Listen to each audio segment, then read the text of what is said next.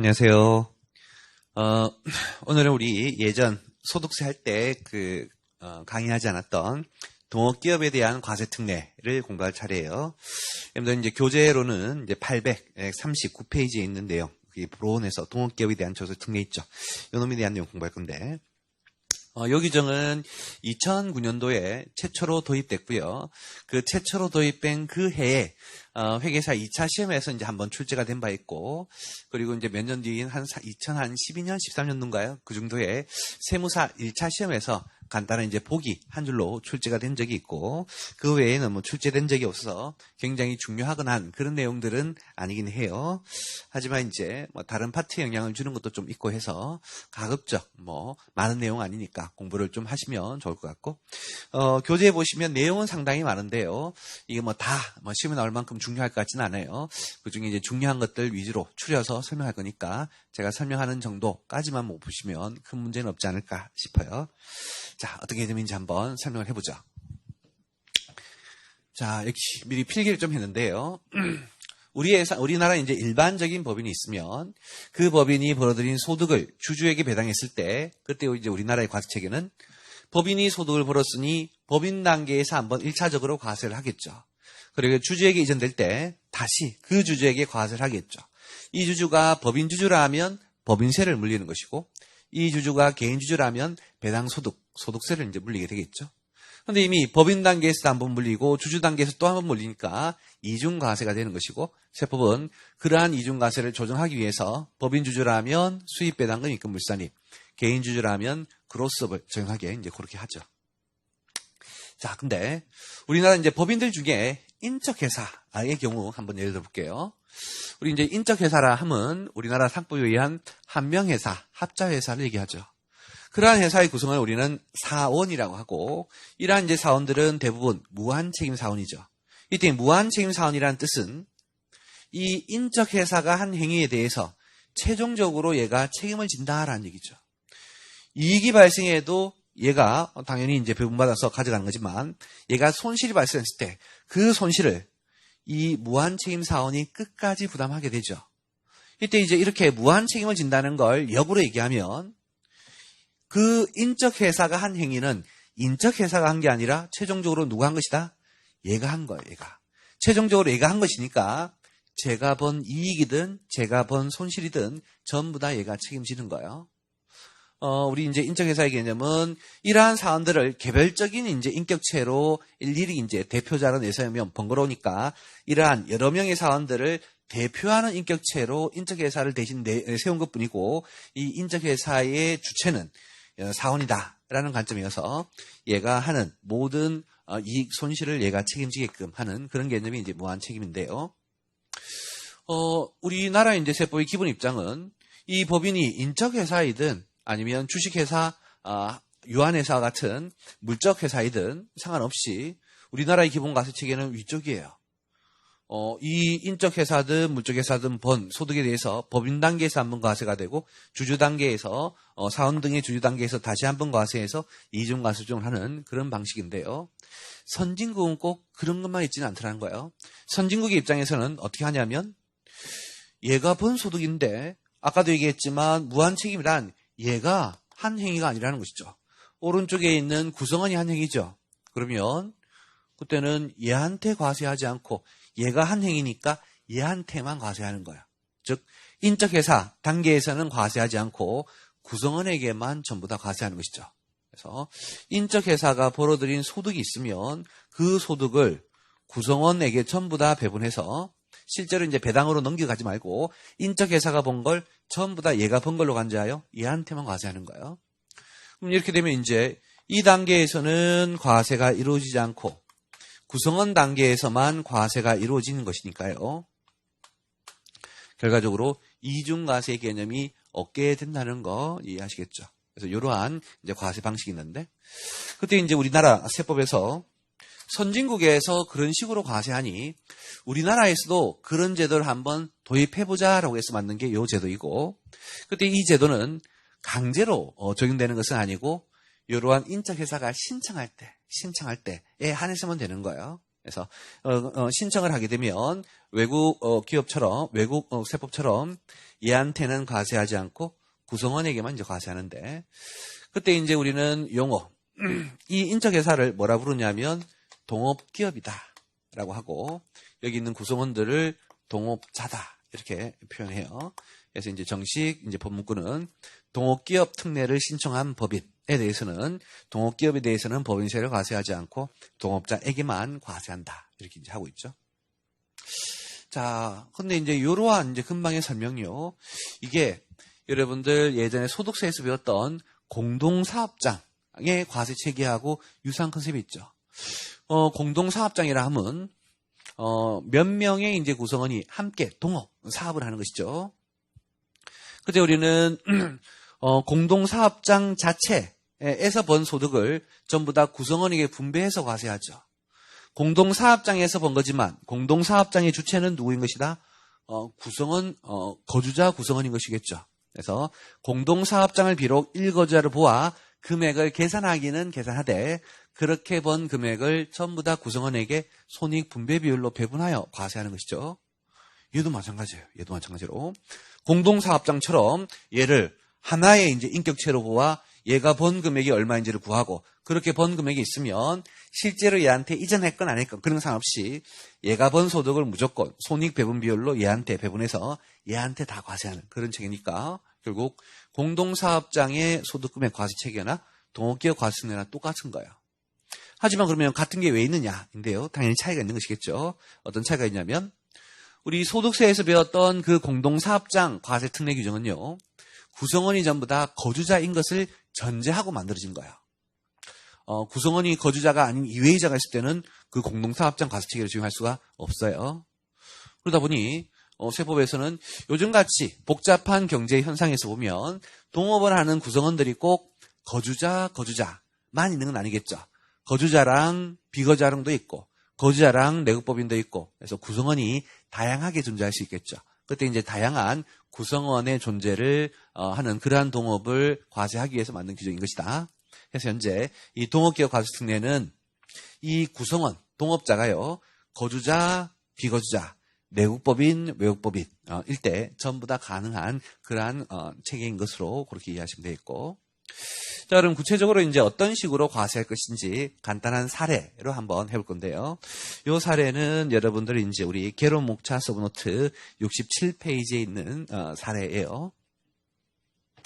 자, 여기 동업기업이 있고요. 그 동업기업의 이제 구성원에게는 내국법인들이 있고 거주자들이 있어요. 비거주자들하고 외국법인은 그냥 없는 것으로 가정할게요. 실제로는 4가지 종류 가능하지만 2가지만 있는 것으로 가정할게요. 그리고 현재 여기 내국법인에게는 4놈, 내국법인 4놈 있고 거주자 6놈 있어 토탈 10명의 구성원이 있고요. 그때 각각의 구성원들의 손익분배 비율은 전부 다 10%인 것으로 그냥 간주할게요. 그래서 전부 다 이제 동일해요. 그럼 결과적으로 각 법인, 내국법인들이 이제 배분해가는 손익 배분 비율은 토탈 40%가 되겠죠. 40%가 될 것이고, 그 다음에 이제 거주자, 구성원이 가져가는 토탈 손익 분배 비율은 60%가 될 거예요. 그 다음에 이제 이번에 동업기업이 이제 한 해 동안 거래를 했는데 제품 매출로 700원 벌었고 토지 처분이익이 200원, 기계장치 처분이익이 100원. 이렇게 있다고 한번 가정을 해볼게요. 그럼 과연 누구에게 얼마를 어떤 식으로 과세할 건지를 한번 봐보죠. 제일 먼저 우리가 이제 이러한 구성원들의 소득을 구하려면 그때는 어떻게 할 거냐. 구성원이 10명이 있다고, 그리고 10명이 한 행위라고 해서 구성원 10명의 소득을 각각 구하게 되면 번거롭겠죠. 예를 들어서 법인이 4놈이 있는데 4놈의 각 소득을 구하기 위해서 4놈을 별도로 계산한다면 우리 예전에 공동사업장 과세특례에서 배웠던 것처럼 4번의 세무정을 해야 되고 4번의 장부를 적어야 돼요. 그래서 공동사업장 과세체계에서도 구성원이 10명이 있든 20명이 있든 100명이 있든 계산의 편의를 위해서 공동사업장 한 놈을 뭘로 본다? 1거주자로 보고 그 공동사업장을 1거주자로 보아 계산된 소득을 구하죠. 그렇게 되면 공동사업장에서의 소득 한 번만 세무정하면 되잖아요. 장부도 한 번 적으면 되겠죠. 그래서 얘도 마찬가지예요. 이 동업기업이 구성원이 10명이 있든 100명이 있든 얘는 잔고를 딱 한 번 적을 거야. 딱 한 번. 그래서 전체 당기순이익을 구하고 그 전체 당기순이익을 가지고 세무조정을 통해서 얘가 벌어들인 소득이 얼마인지를 구한 다음에 그렇게 벌어들인 소득을 손익 배분 비율로 곱해서 과세하는 그러한 과세체계인 거예요. 자, 근데 문제는 앞에서 배웠던 공동사업장 규정은요. 전부 다 구성원이 거주자일 걸 전제로 하는 것이기 때문에 공동사업장을 그냥 한 거주자, 1거주자로만 보아 계산하면 돼요. 근데 문제는 지금 얘는 내국법인 동업자도 있고 거주자 동업자도 있죠. 그러면 어떻게 구할 거냐? 이제 세법은 거주자의 소득을 구할 때는 이 동업기업을 1거주자로 보고 여기 내국법인들의 소득을 구할 때는 이 동업기업을 1내국법인으로 봐요. 그래서 얘가 내국법인일 때 번 돈이 얼마인지를 구한 다음에 손익비율로 배분하고 얘가 거주자라고 가정하고 그렇게 구한 소득에 대해서 거주자들에게 배분하고 그런 식의 방식을 취하고 있어요.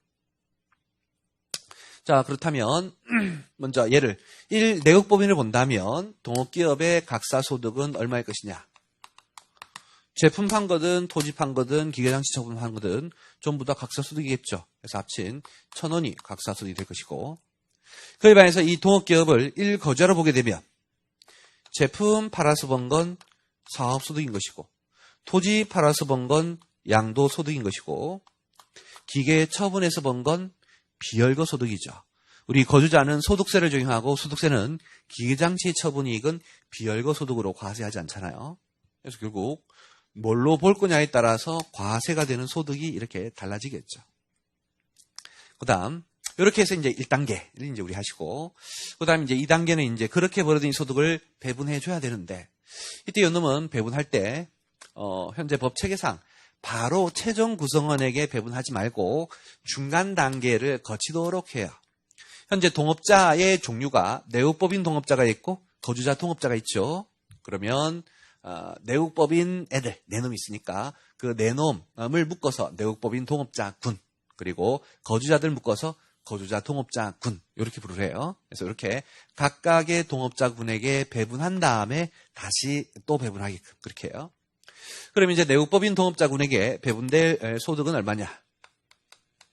얘네들의 손익 배분 비율이 40%니까 1,000원에 40%인 400원의 각사소득이 배분될 것이고 거주자 동업자군에게는 사업소득은 700원에 60%인 420원이 배분되고 양도소득은 200원에 60%인 120원이 배분되고 이런 식이 되겠죠.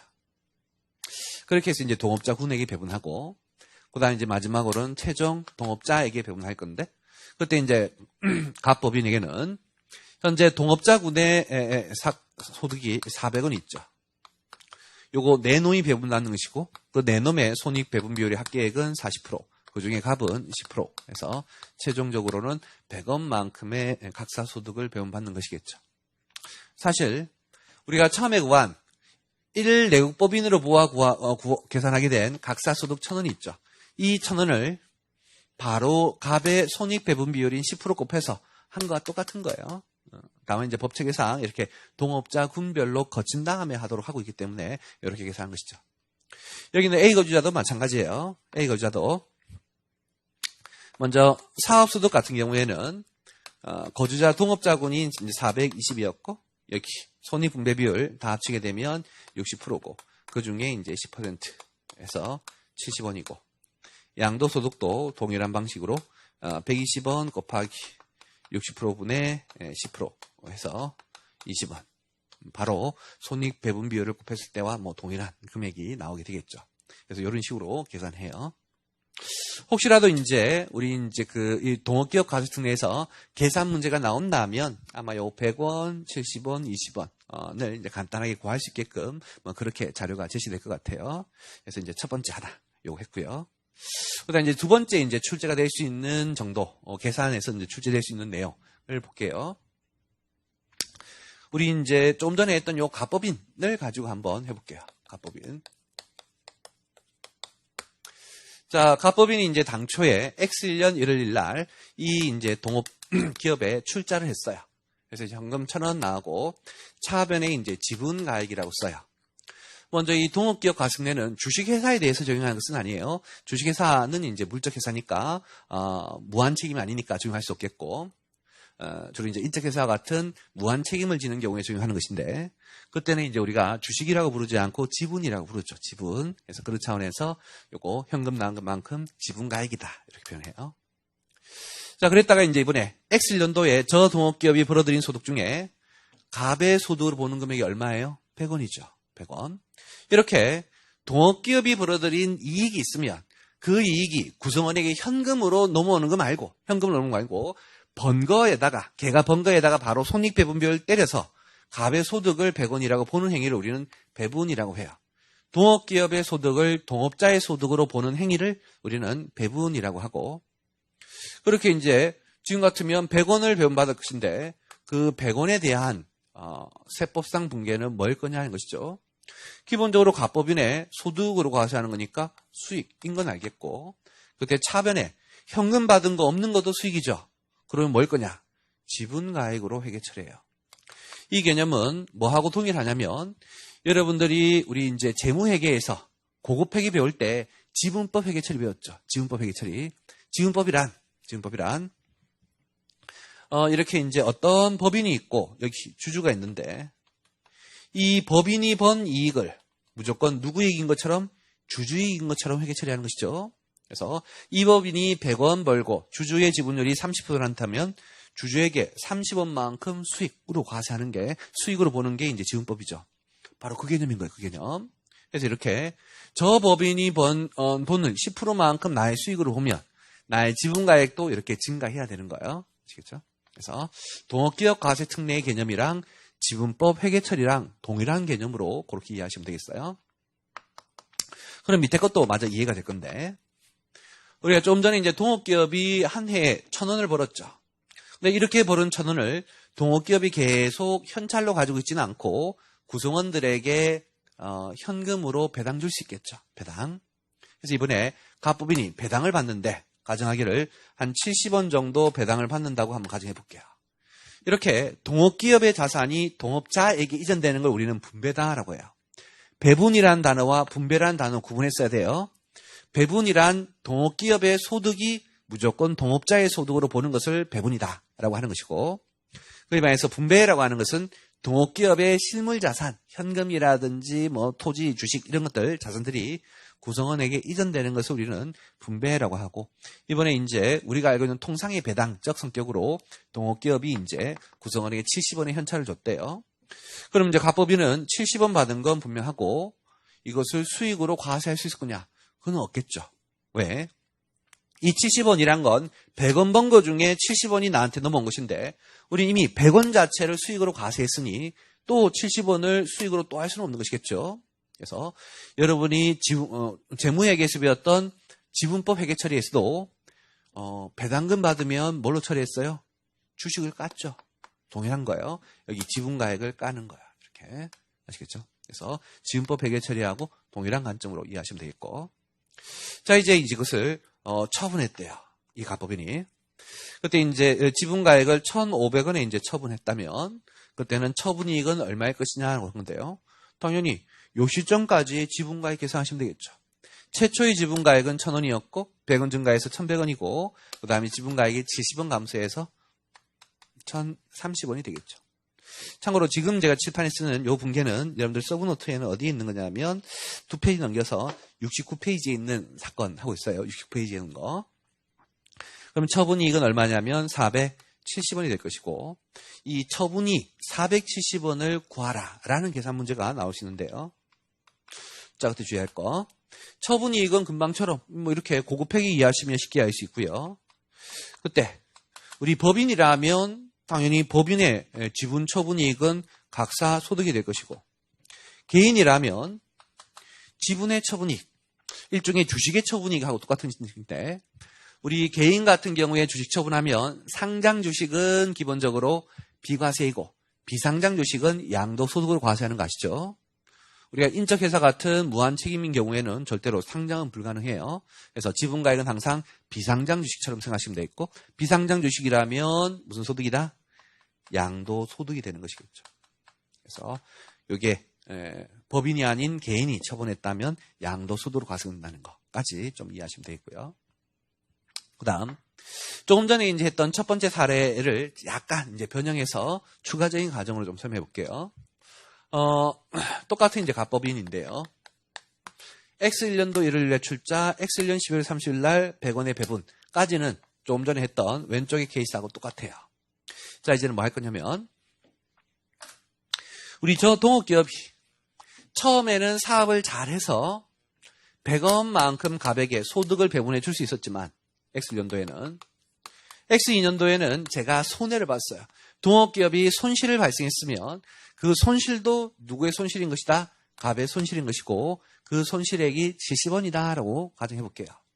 그러면 우리가 소득을 배분받으면 수익이겠지만 결손금, 손실을 배분받으면 비용이겠죠. 제가 이익 본 건 나의 이익이고 제가 손실 본 것도 나의 손실인 거예요. 그래서 나의 손실, 비용, 송금이 되겠고 이익 볼 때 주식이 늘어나듯이 지분가액이 늘어나듯이 손실 보면 당연히 지분가액이 줄어줘야 되겠죠. 당연한 상식. 회계학에서도 지분법 회계체도 이렇게 한다는 건 이해하시겠죠.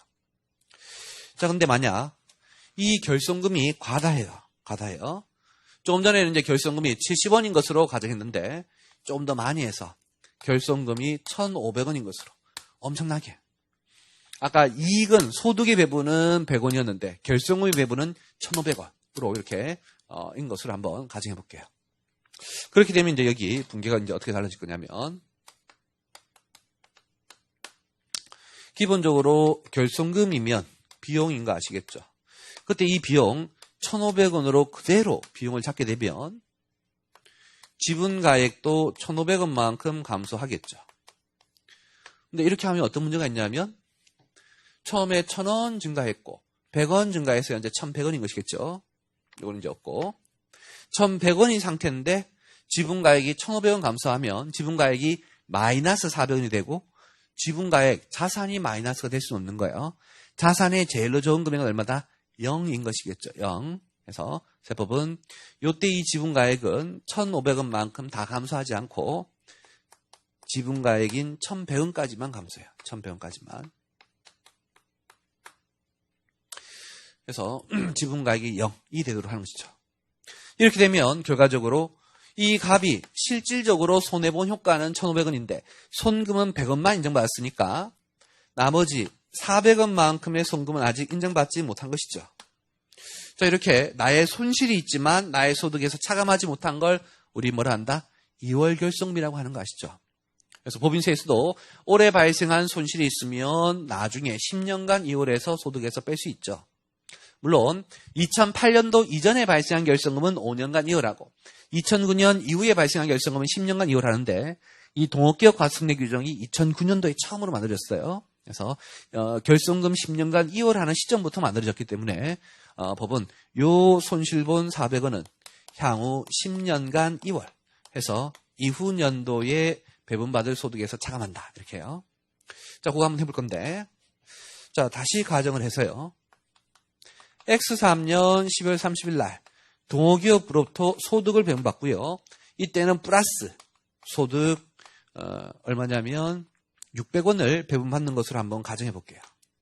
그럼 우리 이제 600원의 소득을 배분받으면 수익 600원이고 지분가액 600원이고 그래서 이제 이렇게 이제 회계 처리해야 되지만 다만 과거의 손실 중에 아직 손금으로 인정받지 못 받은 금액이 얼마 있었다? 400 있었다. 그럼 이 400은 당년도 X3년도에 배분받을 소득에서 차감해요. 그래서 400을 차감하면 여기가 200, 여기도 200이 되고 이제 결과적으로 요 결손금 400은 이제 소멸해서 이후 년도의 소득에서 또 뺄 수는 없겠죠. 이런 식의 과정을 거친다. 그래서 금방 했던 이제 분계 정도 이해할 수 정도의 이해는 필요해요. 자, 이제는 세부적인 내용들은 교재 보고 마저 좀 확인을 할게요. 교재 839페이지인데요. 제일 밑에 이제 그림이 있죠. 그래서 그림으로 잠깐 이해해 볼 건데. 우리 동업기업 과세특례를 적용하면 일반 과세체계에 비해서 한 두 가지 정도의 우월한 장점이 있어요. 첫 번째는 동업기업에게는 과세하지 않고 구성원에게만 과세하니 이중과세가 있다 없다? 없다. 그래서 완벽한 이중과세 조정이 그 자체로 되는 것이죠. 그다음 이제 두 번째 장점은 뭐냐면 동업기업에서 손해가 발생했을 때 있죠. 우리는 이익이든 손실이든 그 동업자의 소득으로 보잖아요. 그때 손실이 발생하면 장점인 거야. 손실이 발생하면 그 동업자의 다른 소득에서 손금으로 차감을 해서 세금을 줄일 수가 있겠죠. 그에 반해서 왼쪽에 있는 그림처럼 일반 법인들 같은 경우에는요. 일반 법인이 손실을 봤다고 해서 그것이 바로 주주에게 손실로 손금으로 볼 수는 없는 거잖아요. 우리는 법인의 이익을 주주에게 배당으로 주면 주주가 배당으로 과세가 되는 것은 있지만 법인이 손실봤다고 해서 주주에게 그 자체로 송금되는 것은 없죠. 그래서 동업기업 과세의 장점은 바로 두 가지예요. 이중과세가 없다는 거 하나로 동업기업의 이제 손실을 나의 타 이익의 소득과 공제할 수가 있다.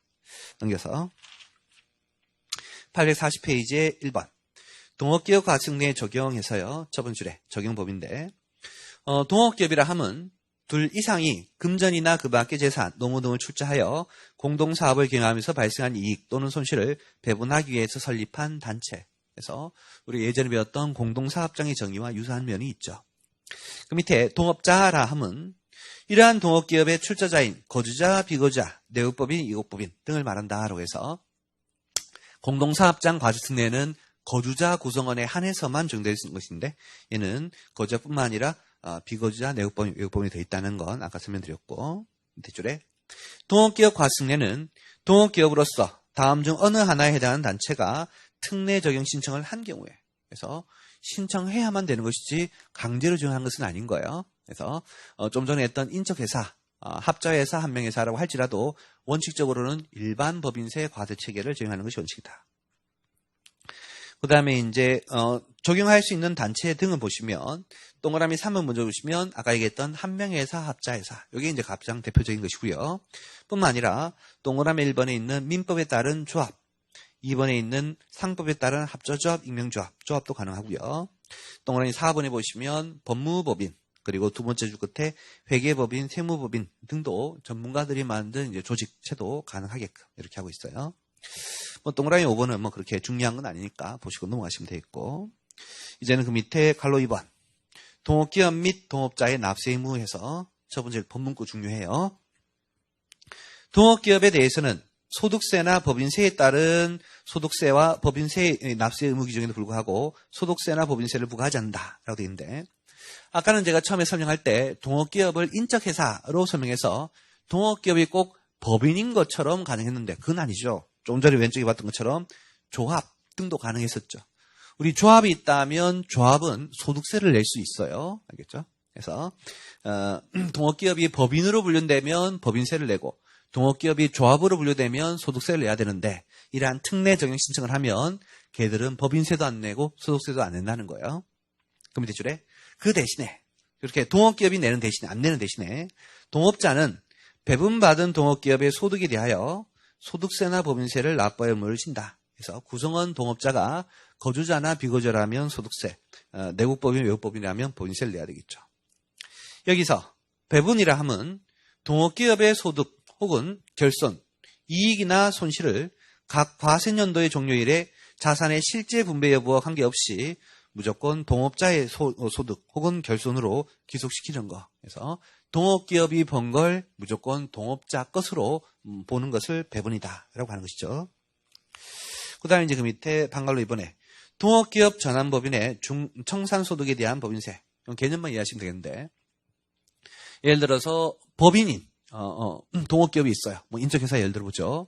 이 자는 원래는 일반 법인세 과세 체계를 적용하다가 올해부터 동업기업 과세 특례를 적용하려고 해요. 그러면 그 전까지 과세 특례를 적용하기 전까지는 법인으로서의 인격체를 인정하고 갖고 있지만 동업기업으로 전환이 되면 이제는 그 법인이 납세 의무의 주체가 되는 것이 아니고 구성원의 주체가 되는 거니까 그 법인이 소멸하는 거와 마찬가지 효과인 거예요. 실제로 소멸한 것은 아니지만 세법적인 측면으로 본다면 소멸한 거와 마찬가지인 것이겠죠. 따라서 그렇다면 너네가 소멸하는 즉 과세 특례를 적용하기 전까지 벌어들인 미실현 이익이 있으면 청산소득에 대한 법인세를 좀 내라라는 개념이에요. 그래서 읽어보면 내국법인이 동업기업 과세특례를 적용받는 경우에는 해당 내용법인은 해산에 의한 청산소득의 금액에 준하여 제 밑에 납부림과 있다. 그래서 뭐 이러한 개념 알고 계시면 되겠고 세부적인 계산까지는 됐어요. 넘겨서 842페이지에 갈로 3번 적용 및 포기 신청에서 첫 번째 정의 신청 가운데 동업기업 특례를 적용받으려는 최초 과세연도에 계실 이전에 밑에 줄에 적용 신청서를 관할 세무서에 제출해야 된다. 그래서 이것은 신청하는 제도라고 했고 신청은 그 법인 등의 동업기업 등에 최초로 적용받으려고 하는 사업연도 계실 전에 미리 신청하면 되고 그 밑에 반대로 포기 신청도 마찬가지죠. 두 번째 줄에 적용받지 않으려고 하는 최초의 과세연도 계실 이전에 포기 신청서를 제출한다. 그래서 신청도 최초 연도 전에 하고 포기도 포기하려고 하는 연도 전에만 하면 되는데 하나 제약이 있죠. 우리 예전에 법인세에서 연결납세제도 공부할 때요. 연결납세제도라는 것은 굉장히 특별한 제도인데 이것을 선택했다가 취소하고 이런 것을 방지하도록 하기 위해서 연결납세제도를 한번 신청하면 몇 년간은 그 년도 플러스 이후 4년까지는 계속 적용해야 된다는 거 아시죠? 여기도 마찬가지예요. 그래서 이거 보면 그 옆에 다만 특례를 최초로 적용받은 연도와 그 다음 연도의 개시일부터 4년 이내에 끝나는 연도까지는 특례의 적용을 포괄할 수 없다. 그래서 마음대로 왔다 갔다 할 수 없게끔 하는 제한이 있어요. 자, 이제는 오른쪽에 큰 2번 소득금액 및 세액 계산의 배분인데요. 갈로 1번 손익 배분 비율의 결정. 아까 했던 요 10%들 있죠. 우리는 소득세에서 배웠던 공동사업장처럼 얘들도 손익 배분 비율로 곱해서 하는 거. 그때 그 손익 배분 비율은 어떻게 결정될 거냐? 두 번째 문단에 가운데 보시면 손익 배분 비율은 동업자 간의 서면으로 약정한 해당 연도 손익 분배에 관한 단일의 비율로서 동업기업의 소득 등을 신고할 때 신고한 비율로 따른다. 그래서 쉽게 얘기해서 동업기업 소득을 신고하겠죠. 동업기업 자체가 세금은 안 내겠지만 얼마 번 건지 신고를 해야 되는데 그때 신고할 때 동업자들끼리 얼마만큼씩 배분받기로 약정한 비율이 있죠. 그래서 그렇게 신고된 약정 비율이다라고 이해하시면 되겠고 다만 그러한 신고된 약정 비율이 없으면 그때는 출자 지분율에 따른다. 이것도 똑같네요. 우리 공동사업장 할 때도 원래는 손익 배분 비율로 하되 없으면 뭘로 하자 했어요? 지분율로 한다. 동일하게 이해하시면 되겠고 거기 네모 박스 밑에 별표해서 있는 설명인데요. 이거 뭔 뜻이냐면 우리 이제 법인세 할 때도 보시면 이런 거 있었죠. 공동경비 부담할 때 공동경비를 부담하는 구성원들 사이에 특수관계가 없으면 너네들끼리 약정한 비율을 믿을 수가 있다. 약정 비율을 할 수 있지만 특수관계가 있으면 너네들이 약정한 비율을 믿을 수 없으니까 객관적인 비율, 매출액 비율로 배분하고 그런 거 있었죠. 여기도 마찬가지로 동업기업의 구성원들이 있는데 어느 한 사람과 어느 한 구성원과 특수관계에 있는 자의 구성원의 비율이 가장 크대요. 그러면 이 자가 이 동업기업에서 가장 힘센 놈이고 그렇다면 특수관계인하고 그 힘센 놈하고는 뭔가의 비율을 약정할 때 조작을 할 우려가 있다는 거예요. 그래서 그러한 조작의 우려를 방지하기 위해서 객관적인 비율인 지분율로 가게끔 해요. 그래서 이거 보면 별표에 어느 동업자 한 놈의 지분과 그와 특수관계인 동업자의 지분의 합계가 가장 크다. 가장 힘센 놈이라 했죠. 가장 힘센 놈이 이렇게 있는 경우에는 그 동업자와 특수관계인인 동업자 간에는 그때는 소득을 배분할 때는 약정 비율이 아닌 뭘로 지분율로 한다. 그런 의미예요. 자, 예를 한번 들어보면 자, 여기 갑법인이 10%고 을이라는 법인이 또 10%가 있대요. 여기 이제 손익 배분 비율이고 그때 이제 이 갑과 을의 지분율은 갑이 15%고 을이 5%로 한번 가정을 해보죠. 과세관청의 입장은 이런 거예요. 나머지 이외의 구성원은 특수관계가 없대요. 그렇다면 갑과 을이 특수관계 있을 때 갑, 을의 지분율이 가장 크죠. 그럼 얘네들이 가장 힘센 놈이고 그럼 얘네들에게 소득을 배분할 때는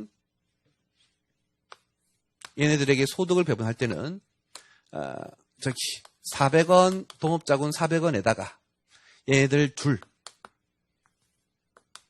40%분의 20% 갑과 을에게 배분할 합계금액이죠.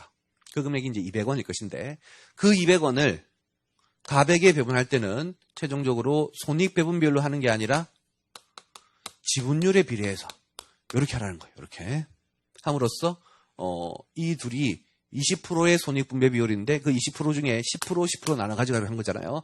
그게 거짓말친 조작한 것일 수 있다는 거예요. 그러한 조작이 우리를 방지하기 위해서 얘네들끼리는 지분율에 따라서 배분하게끔 그렇게 한다라는 뜻이에요. 됐고 그 다음 그 밑에 한편 과세연도 중 동업자가 새로이 가입을 하거나 탈퇴하여 손익배분 비율이 바뀌면 그 변경 전, 바뀌기 전과 바뀐 후 기간별로 나누어 동업자군별 소득을 구하고 그것을 전과 후의 비율로 각각 배분한다. 법문구 정도 알고 계시면 되겠고 이제는 그 밑에 이제 갈로 2번 소득금액의 계산 및 배분 방법에서요. 1단계, 2단계, 3단계, 다음 페이지 4단계, 5단계까지 복잡하게 나오는데요. 그렇게 세부적인 내용 몰라 좋겠고 아까 칠판에 썼던 사례 있죠. 요 사례만 이해하실 수 있으면 그 내용은 다 될 것 같아요. 이걸로 하시면 되겠고. 이제는 그 밑에 갈로 3번 결손금의 배분 한도에서요. 아까 요 얘기예요. 우리가 결손을 배분받으면 손금은 손금인데 어디까지만 지분가액을 한도로 한다는 거 있었죠. 읽어보면 각 동업자에게 배분되는 결손금은 동업기업의 과세연도 종료 현재 해당 동업자의 지분가액을 한도로 하고 이 경우 지분가액을 초과하는 결손금이 있으면 다음 연도 개시 이후 10년간 이월하여 배분한다. 그래서 이후에 소득에서 깐다. 그렇게 이해하시면 되겠죠. 이제는 그 밑에 방갈로 2번 수동적 동업자의 경우인데요. 이 놈은 우리 역시 소득세에서 배웠던 그 출자 공동사업자의 배당소득 이해하시면 되겠어요. 우리 소득세에서 출자 공동사업자가 뭐였어요? 공동사업장의 구성원이 있는데 그 공동사업장에 대하여 유한책임, 무한책임, 유한책임만 지는 거죠. 돈만 출자하고 경영에는 참여하지 않고 자신이 투자한 돈까지만 책임지고 사업장의 손실은 책임지지 않는 그러한 사업자를 우리는 출자 공동사업자라고 했죠. 그러한 출자 공동사업자 같은 경우에는 공동구성원, 공동사업자인 것으로 인정을 하는데 특이하게도 공동사업장의 소득을 배분받을 때 사업소득으로 과세했어요? 배당소득으로 과세했어요? 배당소득으로 과세했죠. 왜냐? 사업소득이 되려면 그 공동사업장에 대한 무한책임을 져야 되지 유한책임만 든다면 그것은 투자한 성과에 대한 이익의 배분인 것이죠. 투자 금액에 대한 이익의 배분인 것이지 나의 사업은 진정 아니지 않느냐라는 차원에서 이름을 배당소득으로 했듯이 여기도 마찬가지로 있어요.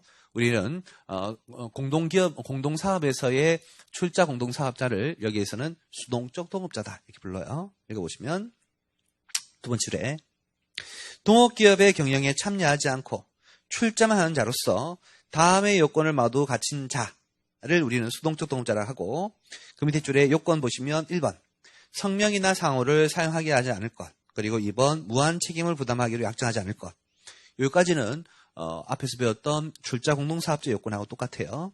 그리고 이제 동그라미 3번이 하나 더 있는데 그 법인의 임원이나 이에 준하는 자가 아닐 것 같아서 임원이 아니라는 거.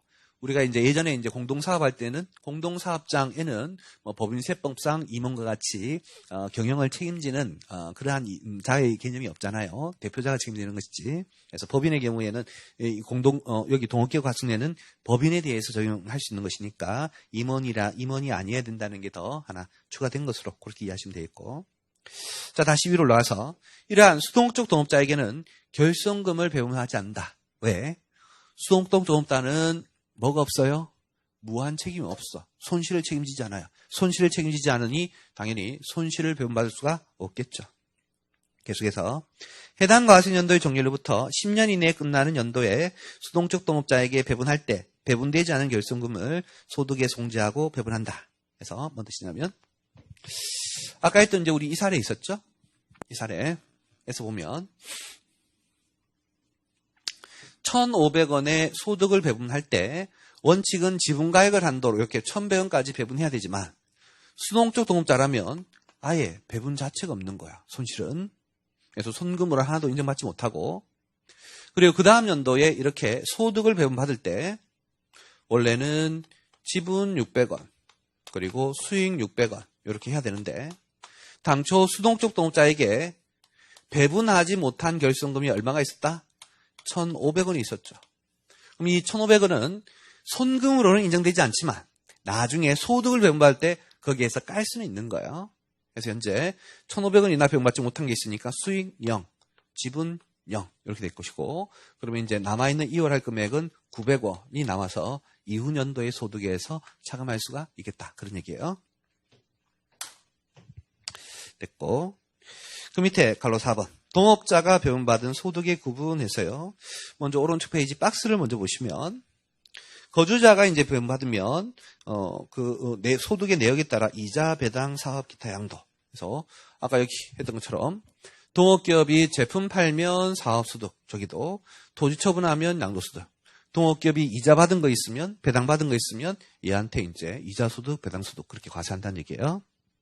그래서 소득의 내역별로 그대로 과세하고. 그에 반해서 내국법인 같으면, 각사 소득으로 과세하겠죠. 그래서 각사 소득의 입급 이런 걸로 뭐 상식적으로 이해할 수 있어요. 아까 했던 얘기. 자, 그럼 박스 2에 법문과 한번 읽어보면 박스 2에 제일 첫 번째죠.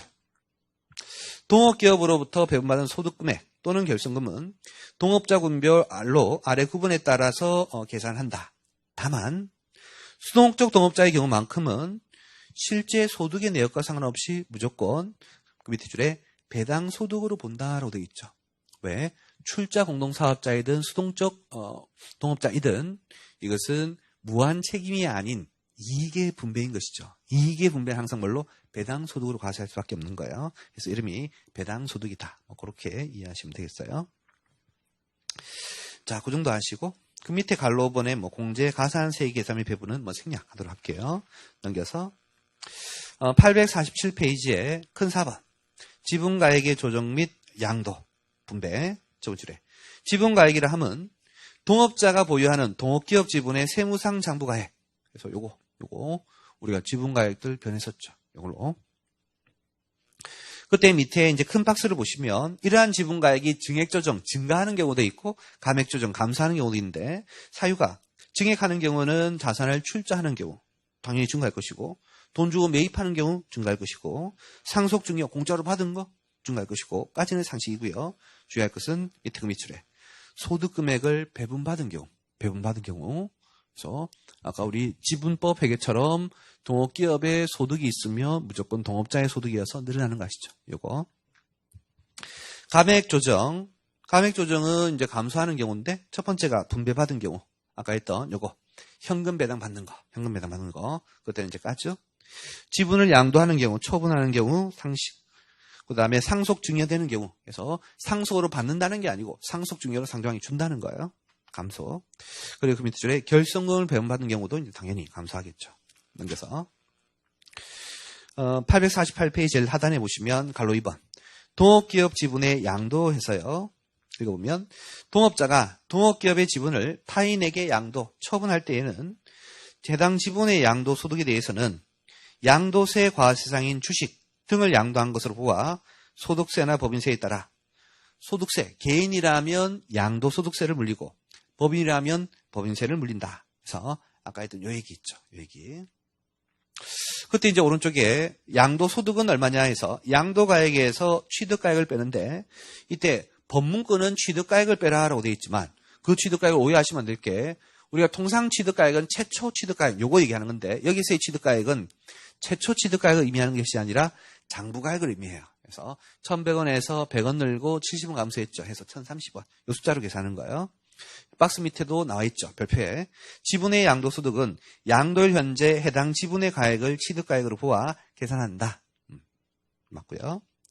이제는 그 밑에 갈로 3번. 동업기업 자산의 분배해서요. 저번 줄에 동업자가 동업기업으로부터 자산을 분배받은 경우 분배받은 자산의 시가가 분배일의 지분가액을 초과하면 그래서 요거는 이제 어떤 거냐면 조금 전에 이제 우리가 분배받은 금액이 70원이었는데요. 혹시라도 70원 이상이 될 수 있죠. 그래서 극단적인 가정을 해서 분배받은 금액이 1,500원인 것으로 한번 가정을 해보죠. 그렇게 되면 현금 들어오는 금액이 1,500원이고 지분가액이 없어지겠죠. 그때 없어지는 지분가액은 1,000원, 100원, 그리고 70원에서 1,030원이 없어질 것이고, 그럼 차이 나는 470원은 뭐냐 할 건데요. 처분을 해서 1,500원이 들어온다면 처분이익, 양도소득 등으로, 양도소득, 법인이라면 각사소득이고 개인이라면 양도소득 과세가 될 수 있지만, 지금은 처분이 아닌 분배인 것이죠. 분배일 때는 요거 배당소득으로 과세해요. 배당소득. 뭐하고 비슷하냐면 여러분들 우리 법인세하고 소득세에서 의제배당 동일하게 있는 거 아시죠? 그때 의제배당 중에 하나가 감자해산 합병 분할시 의제배당인 거 아시죠? 감자해산 합병 분할시 의제배당. 그래서 내가 투자했던 법인한테 내가 외부의 제3자에게 주식 팔고 돈 받으면 처분이익이지만 내가 투자했던 법인에게서 대가를 받고 나의 주식이 없어질 때는 투자했던 원금을 초과해 들어온 금액이 있으면 뭘로? 배당소득으로 과세하는 것이죠. 그때 여러분들 생각에서는 선생님 처분이익으로 과세하나 배당소득으로 과세하나 어차피 뭐 똑같이 과세하는 건데 뭔 구분이 필요합니까? 인데요. 다르죠. 배당소득은 이중과세 조정 등이 될 수 있는 그런 개념이죠. 물론 뭐 여기에서는 동업기업은 원래 법인세를 안 냈기 때문에 좀 이따 배우겠지만 이중과세 조정이 없겠지만 어쨌든 컨셉이 다르다는 것이죠. 그래서 얘는 감자해산 합병 분할시 의제배당처럼 취득가액, 지분가액을 초과하여 투자한 회사로부터 분배받으면 배당인 것이고 외부의 제3자에게 처분하면 그것은 처분이익인 것이다. 구분해서 이해할게요. 요 정도 하시면 될 것 같아요. 나머지 내용도 좀 많이 있긴 하지만 상대적으로 시험에 그렇게 중요하진 않으니까 요 정도 하시고 대신에 다른 법인세하고 소득세에 연결되는 규정은 꼭 좀 하세요. 간단해요. 그래서 페이지 한번 불러볼게요. 201페이지 한번 가보세요. 법인세 201페이지를 한번 가보시면 거기 갈로 3번 동업기업으로부터 배분받은 소득금액에서 나오죠. 그래서 읽어볼게요. 저번주에 동업기업 특례에 따라 법인인 동업자가 동업기업으로부터 배분받은 소득금액이 있는 경우에는 소득금액은 입금이고 결손금은 손금으로 본다. 그래서 밑에 다시 박스에 수농적 동업자라면 배분받은 거 배당소득이겠지만 수농적 동업자 아니라면 입금이고 손금이다. 요거 좀 기억하시고 그 다음에 이제 페이지 234페이지 가서 이게 이제 사실 가장 중요한 것인데 우리 수입배당금 입금불산입 있죠. 이것은 배당의 이중과세를 조정하는 제도인데 동업기업 과세 특례로부터 받은 배당은 이중과세이겠다 아니겠다? 당연히 아니겠죠. 왜? 동업기업 단계에서 법인세를 냈어요? 안 냈어요? 안 냈죠. 그래서 앞에서 얘기했지만 동업기업 과특례의 두 가지 장점 중에 하나가 이중과세가 없다는 거였죠. 그래서 거기 234페이지 방갈로 2번에 입금불산입 배제해서 동그라미 1, 동그라미 2는 입금불산입이 안 되는 것이고 동그라미 2의 박스에 마지막 한 보시면 동업기업 과세 특례를 적용받는 법인은 안 된다. 나와 있죠. 그것 좀 기억하시면 되겠어요. 그 다음에 이제 어디로 가시냐면 734페이지. 734페이지에 우리 개인의 이제 이중과세 조정 그로스를 보시면 744페이지에 거기 박스 나오죠. 거기 박스에 갈로 2번 동업기업 과세 특례를 적용받는 법인으로부터의 배당은 오른쪽에 그로스업 대상 제외다라는 표현이 있죠. 그래서 동업기업 과세 특례를 받으면 법인주주가 받든 개인주주가 받든 이중과세 조정은 당연히 없어야 되겠다. 요거 중요한 내용이니까 그거는 꼭 좀 기억하시도록 할게요. 자, 이렇게 해서 동업기업 과세 특례의 설명을 전부 다 마무리할게요. 수고하셨습니다.